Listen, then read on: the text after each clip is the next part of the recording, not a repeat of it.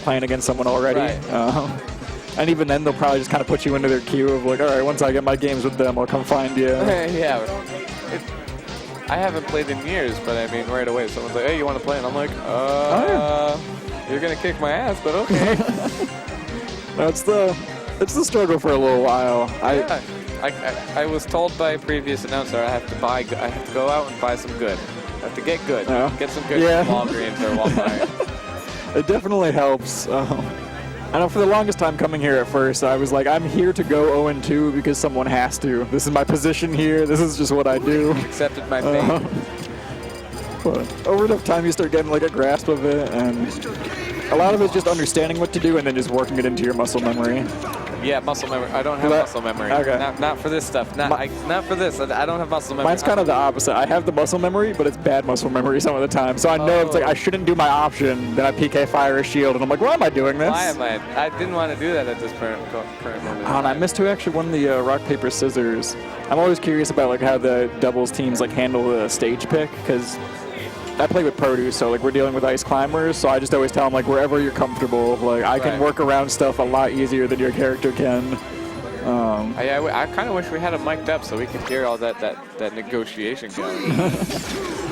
Every so often you'll get people to commentate their own games, but I can't play like to my fullest like talk like that. So I know if I ever did, I'd be quiet for like half the game, and then you just hear me like I killed myself. Why'd I do that? Man. But here we go. Very strong opening from blue team. They are just Are they keeping with the DK and Link combo? I wonder how well that's going to work out, because this is I believe this was the first game that they lost on, if I remember correctly. Oh, like this is the team that had beat them to put them into losers, or? Yeah, well, no, the previous round that we were looking at. This was the first, I believe this was where they were. I think it was lost. Oh, okay. That's what I was talking about, like big map versus going towards the smaller map with the combo that they had. I could see though, because DK kind of likes to kill off the top. His kill off the top potential is strong enough that like the low ceiling on the stage doesn't honestly make a big difference, but you get something like a little earlier of a kill. And wow, blue team's taking stocks from. This is exactly what happened. I'm a little bit worried that since they're on the bigger map, the combo that they had just doesn't work that well with it. That might be the case, because I mean I can think of like a lot of reasons why it would be a good stage for him, but it's clearly showing that it might be benefiting a blue team a bit more than them. Right. I'm a little bit worried that DK doesn't have the full potential to be able to get a lot of a lot of hits out there. Yeah. They're able to avoid him and kind of pick at him from a distance. I mean, Game & Watch is just kind of keeping them off, like, hey, stay over there. Yeah, now blue team's doing a great job at controlling space there. Like, they were in their own 1v1s, and all it took was just Game & Watch seeing the opening and coming in to put more pressure on. And it's tough when, like, the person who you're fighting in, like, a 1v1 sense just suddenly runs off to the next battle, so you gotta try to get over there to get involved. That was a good block from DK right there. Really dominating lead by blue team now. Yeah. See, now I'm wondering if they're gonna survive on their 1 HP and just kind of buckle down. It seems like they want to be together. They want to. The red team wants to come together, but the blue team is like, no, we're separate. Yeah. Get this. This isn't happening. And the stick together strategy, it's always really hard because you got to space things that much more tightly to make sure you aren't like killing your partner in the process and ruining their combos or anything. And on their team, blue team, for going on their 1v1s, Falcon, ridiculously fast, so he can just get in and start messing up things. And Game & Watch not really fast, but he's not. He's annoying. Yeah, he's especially annoying. He's very annoying. He has a lot of annoying moves. A lot of, yeah, especially so many good buttons. Like his down tilt, almost any of his aerials. He's really just a good character in general. He likes to teleport around. Oh, like this little jump. It just kind of goes like, dun, yeah. dun, dun. It's like, He's got some of the better sound effects. So. Oh, does he? I'd say so. He's like even just his walk around. Just if I remember correctly, I can't do it well. But. He was a special unlock in the N64 version. If I remember correctly, wasn't he like Game & Watch? Yeah. I don't think so. I mean, maybe there were some versions I wasn't like aware of because I was a kid with 64. But on FD, this is See, actually is this the stage they went to again? You know what? I think that, yes, this is the stage. I get a Yeah, they might have like a habit. Like these could be comfort picks for him or something. Or well, I have a total conspiracy theory in that they know their combo is not going to work well in the potential big stage, and so maybe they lose the first one potentially just to put the other team at like a false sense of security, and then it comes to the small map, and they're like, I could see that. That's risky. Like once you know are like in the lead, you kind of could get into a mentality of just like, this is my game to lose now. Right. And right there, they just did a amazing job to get them all. It's much smaller. They can't hide anywhere. I mean, I feel like the main part of the stage I think is roughly the same size, but yeah, without the platforms, the blast zones being different. The beauty, look at the seamless teamwork going on by Red Team. They're weaving out of each other, and they just know of like, hey, I'm going to grab the ledge, you can take the high option. They do very well on the small maps, and being close together seems also to be a key thing for them to be able to get, possibly Link to get them in position for DK to get his hits down. Blue team though really putting up a fight at least though. Like even with this stage working out better for him, they aren't gonna give it to him easy. No, they're gonna give him a run for the end. I'm surprised DK didn't make it. He was barely away from it. But yeah, I was gonna say they had the stage control, so he was able to safely edge guard Falcon. There we go. And he's just really edge guardable. Like,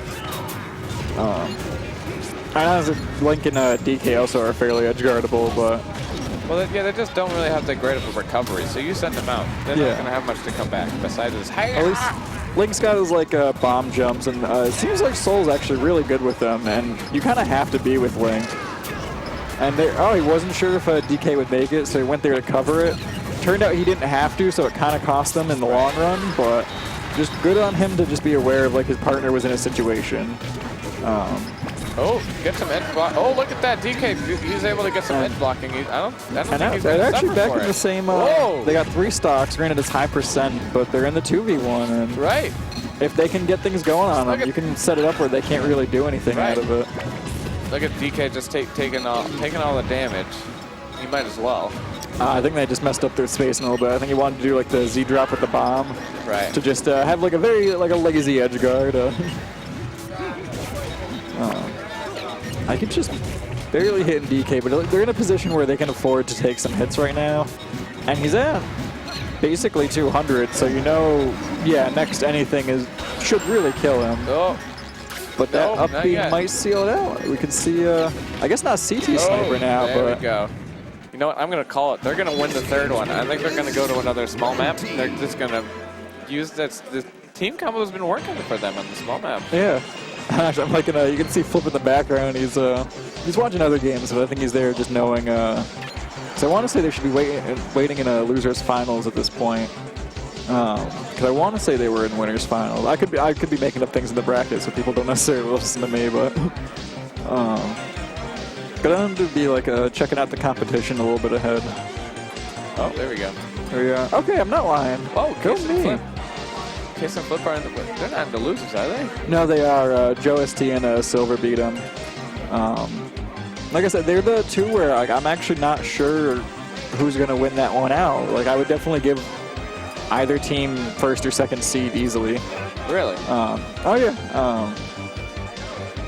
Because Flip and Kais, that's our regular, or at least it had been. Flip has been busy with school and life and such, but that would be normally like a regular, like even singles grand finals every week. He'll be there. Huh? He would be there. Oh yeah, it would be them playing. It's just like for a while, it would even you'd see that match and you'd be like, yeah, just a regular weekly thing. It's nothing special. They're still doing the craziest stuff you've ever seen, but we're just like, yeah, no. Just keeping it cash. See, small map. Small map. Yeah, pretty small map. Conspiracy theory, I'm telling you. I'm wondering how the platforms are going to do, though, because on PS2 it didn't go as well for them, but that could be more like to do with blast zones and such. I think that's definitely going to help them. Well, I wonder if DK is going to use that to advantage, be able to get away for like 2 seconds to be able to wind up. I think his combo game gets really benefited from having platforms. Right. But look at that. He's just like, nope, get out of here. Got Falcon. He seems very comfortable off stage. And with DK, like that can be a scary position to be in, but once you're comfortable with it, You can really do a lot. You know how far you can go out. And that was some good SDI. I really thought he was going to get killed from that up air. He's using his head. And yeah, the noggin just to stall while he was waiting for his partner to come back.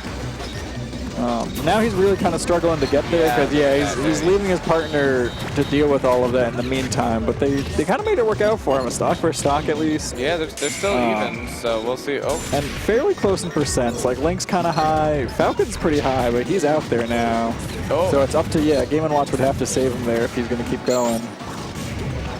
Oh, he survived that, really? I thought Link would have killed him from that. I think it was an up air. I'm just waiting to see DK grab a hold of somebody to walk off. I'm actually surprised they didn't go for it when he was at like 200%. Might as well. I'm going down, coming down with me. So now, okay, red team's down a little bit, but yeah, that was smart on them. Waited just to make sure they had both people there to go in and really take advantage. Wow. And very quickly just evened up the game. Still even. Did not feel like they should. I feel like there was something they could have done there, but I don't know the characters like that to be sure. Oh, and that knee though, that might be what does Lincoln, but now he's tricky with the tether. The other knee though, I think DK might have to get in there to try to save him. Yeah, well, Game & Watch was really on point with his edge guarding him. Like blue team's really kicked it up, especially like into this stock. Oh yeah. And was that a footstool I saw? Like that happened very quickly, but that Link may have just footstooled the Falcon. Footstool. Yeah, it's especially a big thing in like Smash 4, but with this one, when you're like right above the person and you're in the air, you can hit like your taunt button, and you just kind of jump off of their head, and it pushes them down a little bit. Because you didn't like hit them or anything, they can't really react out of it right away. So it's a good it's a very cute gimp without having to do. I mean, it's a lot to do, but it doesn't look like a lot compared to like other moves. Highly timed. Yeah. Like you'll see a lot of people, because like defaultly Y and X are both jumping. As I'm blabbering here, like red team has just brought it back. They're both crazy percents here, but never mind, Link's dead. Oh, DK being the last one. Yeah, DK's last alive, but he does have like a lot of 0 to death potential, so they aren't out of the running yet, and I believe he has his punch, unless that's just the steam from his damage. Waiting for that punch could be the difference. And I'm liking his patience because he knows he's down, so he kind of does have to approach, but like you can't just approach at anything. You gotta wait until he didn't have the read. No. If he did, I think he would have had it. But yeah, that was close. Very good game. That was a good game. Pretty much last hit situation, because if he got the grab, he has the punch, so he could have very easily set into stop dabbing into like a cargo up throw punch. Price and flip on stream.